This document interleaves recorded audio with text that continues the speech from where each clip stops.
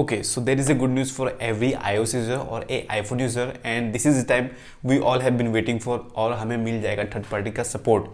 Yes, we are getting the third party app store support in iPhone और ये इसलिए हो रहा है क्योंकि यूरोपियन यूनियन EU ने एप्पल को ये फोर्स किया कि वो अपने इकोसिस्टम को खोले, जिससे कि जो बाकी कंपनीज है वो भी इस इकोसिस्टम में आ सके और अपने प्रोडक्ट्स को शोकेस कर सके या फिर उसे यूजेबल बना सके इस इकोसिस्टम में।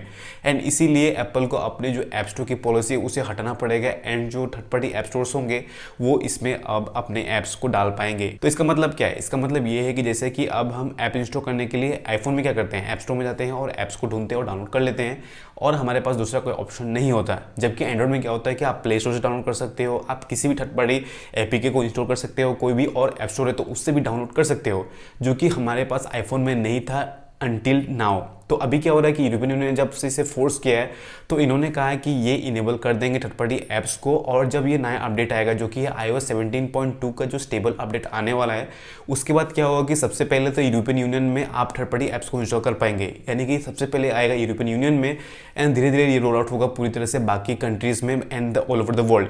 इसके बाद हम भी थर्ड पार्टी ऐप्स को इंस्टॉल कर पाएंगे, which is great news for everyone. इससे हमारा एक और फायदा ये होगा कि हमें सब्सक्रिप्शन के लिए कम पे करना पड़ेगा। अब इसका मतलब क्या है?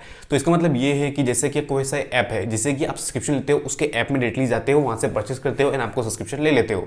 तो इस केस में क्या होगा कि एप्पल क्या करता है कि बहुत सारे कट रखता है, यानी कि 30 to 40% वो कट रख लेता है हर एक ऐप से परचेस का, जिससे कि यह होता है कि ऐप की जो कंपनी होती है या फिर जो ओनरशिप होती है उनके पास, वो क्या करते हैं कि सब्सक्रिप्शन के पेमेंट को, प्राइस को बढ़ा देते हैं, जिससे कि एंड में कंज्यूमर्स को भी प्रॉब्लम होता है। लेकिन अब से क्या होगा कि जो कंपनी इस सब्सक्रिप्शन को दे रही थी वो डायरेक्टली एप्पल से ना देके कहीं सी और ऐप स्टोर से देगी, जिसमें उसे फायदा होगा एंड उसमें कम कट रखेंगे वो ऐप स्टोर। तो इसलिए हमारे लिए बहुत ही तरह से फायदा ही फायदा है। एंड अगर मैं बात करूं थर्ड पार्टी ऐप स्टोर की, तो इसमें आप क्या क्या देख सकते हो, जैसे कि अभी आ रहा है अमेजोन का ऐप स्टोर जो सबसे पहले हमें देखने को मिलेगा शायद आईफोन में, एंड उसके बाद भी बहुत सारी कंपनीज धीरे धीरे आने लगेंगी। लेकिन स्टार्ट में सिर्फ हमें शायद लगता है सिर्फ अमेजोन का ही ऐप स्टोर आ सकता है। धीरे धीरे ये बाकी जो कंपनी से वो भी रोल आउट करेंगे, या फिर बाद में ये भी हो सकता है कि हम सफारी से ही डायरेक्टली ऐप्स को इंस्टॉल कर सकेंगे। ये भी श्योर नहीं है, but maybe we could install apps from Safari directly, जैसे कि हम अभी एंड्रॉइड में करते हैं। एंड इसका सबसे अच्छा फायदा तो ये होगा कि हम मॉडेड ऐप इंस्टॉल कर पाएंगे, जैसे कि हम आईफोन्स में नहीं कर पाते थे अभी तक, लेकिन एंड्रॉइड में जैसे कि हम स्पॉटिफाई का मॉडेड ऐप डाल सकते हैं या फिर बहुत सारे कंपनीज का ऐप के हम मॉडेड ऐप्स को डाल सकते हैं। तो ये उतना ऑफिशियल नहीं होगा, लेकिन हम मॉडेड ऐप को इंस्टॉल कर पाएंगे जिससे कि हमें पे नहीं करना पड़ेगा। एंड जैसे कि स्पॉटिफाई में क्या होता है, अगर आप एंड्रॉइड में जाओगे तो वहाँ पर आपके मॉडेड ऐप्स मिल जाएंगे जिसमें आपको कोई पेमेंट देना नहीं पड़ता, आप डायरेक्टली डाउनलोड करके सॉन्ग्स को सुन सकते हो एंड सारे के सारे प्रीमियम फीचर्स का मजा ले सकते हो। लेकिन ये आईफोन में ही था, लेकिन जब से ये मॉडेड ऐप का ऑप्शन आने लगेगा तब से हम भी शायद ऐप्स को इंस्टॉल कर पाएंगे मॉडेल वाले, जो कि हमें आईफोन में भी देखने को मिलेंगे जल्द ही। तो ये सब तो हो गई अच्छी अच्छी बात है कि हमें थर्ड पार्टी ऐप इंस्टॉल करने का ऑप्शन मिल जाएगा, हमें कम पैसे देने होंगे सब्सक्रिप्शन के लिए, हम कहीं से भी ऐप्स को इंस्टॉल कर पाएंगे, जो कि बहुत सारे फायदे ही फायदे हैं। लेकिन इसका एक छोटा सा डार्क साइड भी है एंड ये शायद छोटा नहीं होगा किसी किसी के लिए एंड किसी के लिए हो भी सकता है। तो सबसे पहली बात तो ये थर्ड पार्टी ऐप्स को रोका ही क्यों था एप्पल ने, कि इतने दिनों से वो डालने क्यों नहीं दे रहा था? एक तो बात यह है कि वो अपने यूजर्स को लॉक करना चाहते थे अपने इकोसिस्टम में, लेकिन जो दूसरा बात है वो होता है सिक्योरिटी एंड प्राइवेसी। तो इसमें क्या होता है कि जैसे कि मैंने अभी बात की थर्ड पार्टी ऐप्स को इंस्टॉल करने की, मॉडेड ऐप्स को इंस्टॉल करने की, तो मॉडेड ऐप तो अच्छे नहीं होते, वहाँ पे आपका डाटा लीक होने के चांसेस बहुत ही बढ़ जाते हैं। मॉडेड ऐप सिर्फ यूज़ के लिए अच्छा है, लेकिन उसमें आपका डाटा का लॉस बहुत ही ज़्यादा चांसेस होते हैं एंड आपके बैंकिंग के भी बहुत सारे इशू हो सकते हैं, जिसमें से कि आपको बिना पता है आपके बैंक से ट्रांजैक्शन हो सकते हैं। बहुत सारे ऐप्स ऐसे भी आते हैं प्ले स्टोर में, तो अब से हमें शायद ये ऐप स्टोर में भी देखने को मिल जाएंगे इस तरह के फ्रॉड ऐप्स, जो कि सबसे बड़ा कंसर्न है थर्ड पार्टी ऐप्स को इंस्टॉल करने का ऑप्शन देने का एप्पल में, क्योंकि एप्पल पॉपुलर ही था अपने प्राइवेसी को लेके, अपने सिक्योरिटी को लेके, जो कि शायद अभी इसके बाद नहीं रह जाएगा, क्योंकि अभी बहुत लोग बाहर से ऐप्स को इंस्टॉल करेंगे जिसको एप्पल मॉनिटर नहीं कर पाएगा। एंड शायद एप्पल कोई तरीका निकालने इसे मॉनिटर करने का, बट फिलहाल के लिए तो यही है कि अगर वो मॉनिटर नहीं कर पाए तो हमें बहुत ही सारे सिक्योरिटी कंसर्न देने को मिलेंगे। थोड़ा सा कंसर्निंग है, बट येस ये फीचर अच्छा है हम लोगों के लिए। एंड आप मुझे कमेंट्स में ये बता सकते हो कि आपको ये फीचर अच्छा लगा कि नहीं, कि एप्पल जो थर्ड पार्टी ऐप्स को इंस्टॉल करने का ऑप्शन दे रहा है, क्या उसे देना चाहिए था या फिर नहीं देना चाहिए था? क्योंकि उन्हें तो यूरोपियन यूनियन ने फोर्स किया, नहीं तो वो शायद कभी नहीं देते। जैसा कि उन्होंने टाइप सी में किया था फोर्स, उन्हें टाइप सी देना पड़ा, एंड अभी वो थर्ड पार्टी ऐप्स के लिए भी फोर्स करें तो उन्हें भी वो देना पड़ा है।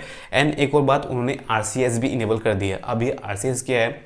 तो RCS है गूगल का एक मैसेज सिस्टम जो कि वो सालों से यूज़ कर रहा है। तो इसमें क्या होता है कि अभी जो MMS और SMS होते थे उसे कंबाइन करके इस तरह से RCS में निकाला गया जो कि बहुत ही हाईटेक वर्जन है उन सब का ही।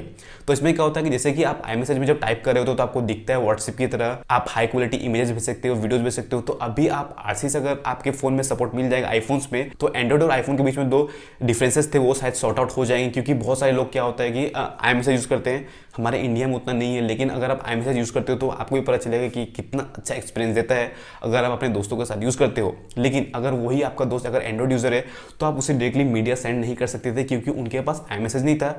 लेकिन RCS आने के बाद अभी क्या होगा कि एंड्रॉइड यूजर्स भी डायरेक्टली iMessage से ही डायरेक्टली वीडियोस को ले पाएंगे, उसे स्ट्रीम कर पाएंगे एंड उसे डाउनलोड भी कर पाएंगे हाई क्वालिटी में, जो कि एक बहुत ही बड़ा अच्छा फीचर है मैं कहूँगा। और ये आना ही चाहिए था। बहुत सालों से एप्पल को फोर्स किया जा रहा था लेकिन वो नहीं दे रहे थे, लेकिन जब से यूरोपियन यूनियन ने उन्हें फोर्स किया तो उन्हें देना पड़ गया। तो एप्पल बहुत सारे चेंजेस कर रहा है जो कि कंज्यूमर्स के लिए बेनिफिशियल है, लेकिन इन सब में थोड़ा सिक्योरिटी का एंड प्राइवेसी का कंसर्न है। जैसे कि मैंने कहा था थर्ड पार्टी ऐप्स में जो मॉडल ऐप्स इंस्टॉल करोगे तो उसमें डेटा का कंसर्न मिलेगा। इस RCS में आपको इंक्रिप्शन नहीं मिलता, तो इस तरह से डेटा और प्राइवेसी में थोड़े आपको इशू देने को मिलेंगे जो कि एप्पल के अभी तक डिवाइसेस में नहीं थे। तो देखते हैं कि फ्यूचर में क्या होता है कि एप्पल किस तरह से इसे मॉनिटर करता है, किस तरह से उसे मैनेज करता है, एंड क्या पता है हमें बहुत ही अच्छा एप्पल डिवाइस देने को मिले फ्यूचर में, क्योंकि इस तरह के फीचर्स आने वाले हैं। तो आज के लिए बस इतना ही। आई होप कि तुम्हें ये वीडियो अच्छा लगा होगा जहाँ में मैंने थर्ड पार्टी ऐप्स के सिचुएशन के बारे में बताया, तुम्हें RCS कैसे काम करता है ये भी बताया, इसमें जो डेटा के कंसर्न है मैंने वो भी बताया। तो अगर ये वीडियो तुम्हें कभी भी अच्छा लगा हो, मेरे एफर्ट्स तुम्हें अच्छे लगे तो इस वीडियो को लाइक कर देना, चैनल को सब्सक्राइब कर देना, जिससे कि मैं तुम्हारे लिए ऐसे वीडियोस लाता रहूँगा। तो मिलते हैं नेक्स्ट वीडियो में। Thank you.